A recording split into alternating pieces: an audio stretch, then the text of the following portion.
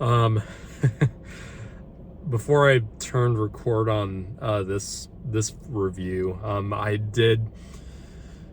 I got in my car and I had the camera on it, and I waited like a good 30 seconds probably before I wanted to start the review, because I really wanted to wait a minute before I got my thoughts on this, because ooh, I am moved right now. So here's my video review for The Fabelmans. This is Daddy Spielberg's latest film, and this is probably his most personal film that he's ever made. And he's made a lot of movies that are very personal to him. I mean, aside from this, easily probably Schindler's List is probably the most personal film that he's made, just because of his, his family, beliefs, and,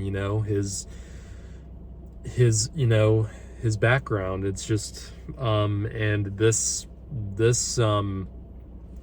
if you don't know, this is Spielberg's semi-autobiographical telling of what his childhood was like, from when he was a little kid to when he grew up in high school and college, and then we go from there.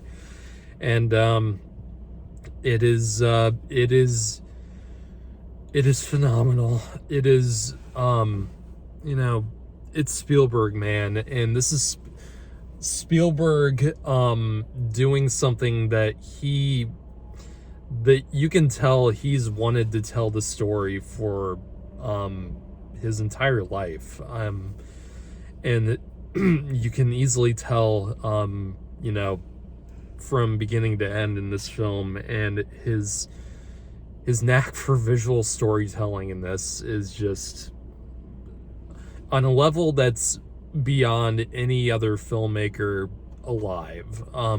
And you can dislike some of Spielberg's movies, of course you can, and he's made some films that I am not a fan of, for sure. He's not an impeccable director in terms of his track record. He's had some misses here and there, but no, the indisputable fact, this is a fact about Spielberg, and you can argue with this all day long, but I'm just gonna tell you you're wrong if you try to argue with this. People in my age group, and people in the previous age group, millennials, and and after that, I can guarantee you that Spielberg is the reason why so many people like me are in love with movies as much as they are, and is the main reason why a lot of us feel the need to make movies, because this man has inspired almost every filmmaker in the entire world, with his sensibilities, and with his gigantic range of styles that he can do. He's easily the most versatile director that's ever lived, because he can literally do just about anything. This man can literally do every genre. He can practically do every style and almost nail it to perfection. And he's still nailing more and more kinds of styles. I mean, last year, this has been a 1-2 punch between this movie and the West Side Story remake, which a lot of people doubted because it was his first musical, and it's a remake of one of the most successful and beloved musicals of all time. And it was, I mean, what did we really doubt that Spielberg can make a fantastic musical, and he can also do a fantastic telling of his life? And that's the thing. It's like, it's so obviously this is not a complete telling. This is not a full accurate telling of his life. It's semi-autobiographical, and there's, you know, probably lots and lots of liberties taken, but and what's bothering me is that I think there's going to be a lot of people, of critics, who are going to go into this movie and like say that this is basically a movie to, you know, exploit Spielberg's ego as a director and as probably the most well-known director of all time. And yeah, I mean, isn't every autobiography kind of exploiting someone's ego and someone's image? It's like, this is not, that kind of goes without saying. It's like, and it can be done wrong. There's obviously ways to do it wrong, and there's ways to do it right, and this is how you do it right, because this film does such a great job of going through this kid's and the character in this movie, who is the Spielberg, who is the angle of Spielberg in this. His name is Sam Fabelman, and you know, this goes through his young life as a aspiring filmmaker who falls in love with movies at a very young age, when his parents take him to his first movie, and it's I forget the name of the movie now, god damn it, the Greatest Show on Earth, I think it's called, and that's what kind of sends him on this journey of self-discovery and of how to, you know, balance that love of the art form with also like keeping the love of your family. And that's ultimately what the movie is about. And it's about being able to hold on to that love of your passion, of your, you know, your calling, but also keeping your loved ones in your life as well. And that's part of the reason why this movie moved me to such a great degree, because so much of this film, the family dynamic feels so goddamn real. It feels so real. And everyone in this movie, no one in this movie is one note. No one in this movie is two-dimensional. Everyone in this movie feels like a real person, and it feels like a real family. They fight, and then that's the thing about families. They don't just stay mad at each other, and they don't all like love each other at one point. It's such a natural, you know, weaving of the two things at the same time, loving them while also being completely frustrated at some points. And so many scenes of this film are effective in that way, and it's goddamn, it's so masterfully acted and directed. The performances in this movie are astronomical. Michelle Williams, I think might be the single greatest crying actress working today. I mean, this and Manchester by the Sea. I mean, I don't think I've seen an actress cry about as well as she has, however that means. But I think that's true. She's just magnificent. And Paul Dano, of course, is fucking amazing. There's a scene at the end of this movie, and there's a scene at the end of this movie with Sam and his father in an apartment, and it's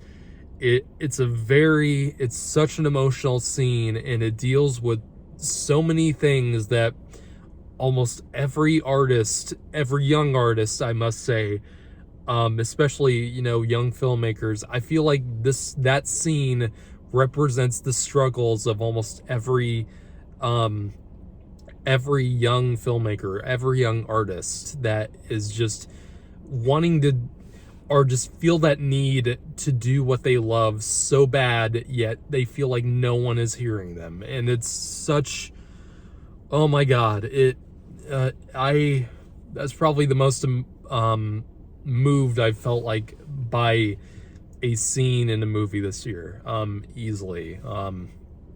That hit me right here, straight to the heart. And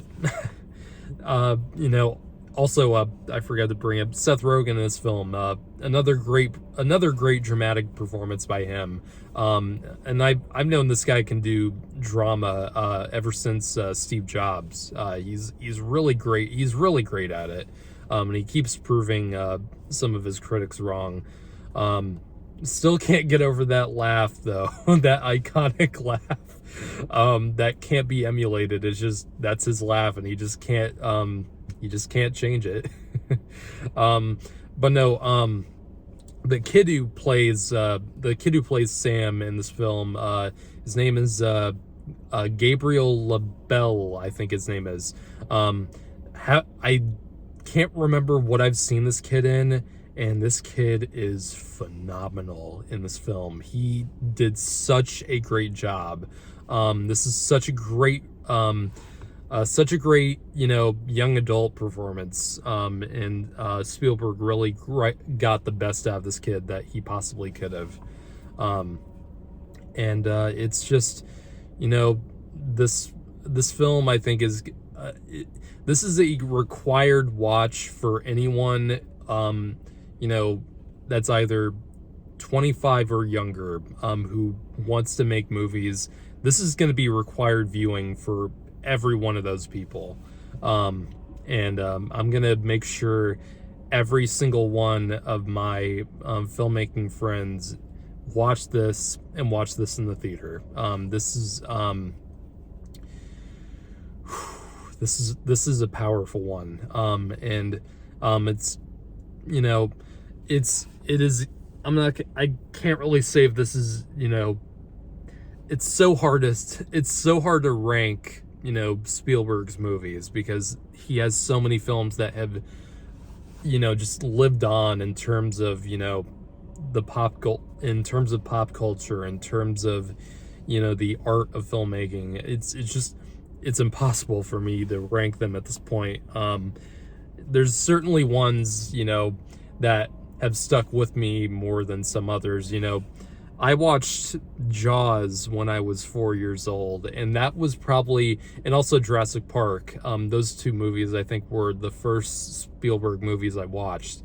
Those two movies, I think at that young of age, I think those are the movies that, made me realize the power of, the kind of the ability for, films to move you, to make you laugh, to bring awe out of you, and to, bring fear or any kind of emotion that can possibly be brought out from a film.